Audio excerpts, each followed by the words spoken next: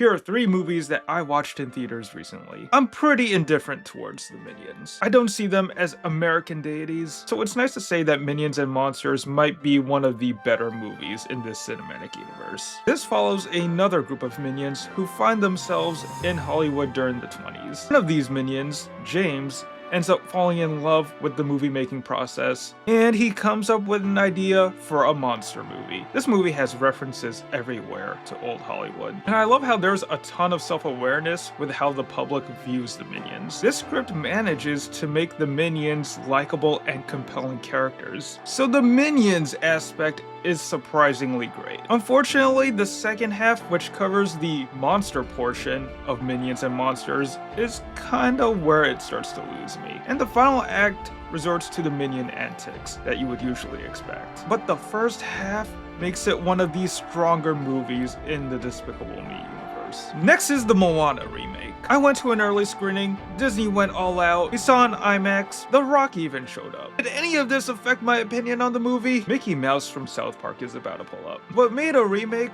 like How to Train Your Dragon work is that the somewhat dark fantasy setting translates well into live action. A lively animated musical like Moana does not. At some points, the CGI and the green screen effects were pretty uncanny. At other points, it gave off a Spy Kids vibe. The line delivery and the facial expressions from the cast feel so dull and lifeless compared to the original. The How to Train Your Dragon remake is like a solid remaster of a game with improved visuals and ray tracing. The Moana remake is like a poorly made remaster. This is Disney's version of Grand Theft Auto, the Trilogy Definitive Edition. Finally, I saw The Invite. This is Olivia Wilde's 3rd movie. I thought Booksmart was pretty decent. I still haven't seen Don't Worry Darling, so how's The Invite? Seth Rogen and Olivia Wilde are in this dying marriage. Wilde's character invites their neighbors over. This seemingly lively and energetic couple, played by Edward Norton and Penelope Cruz. And as this movie goes on, it turns into a feature-length version of the dinner party episode from The Office. The energy throughout is full of fast-paced comedy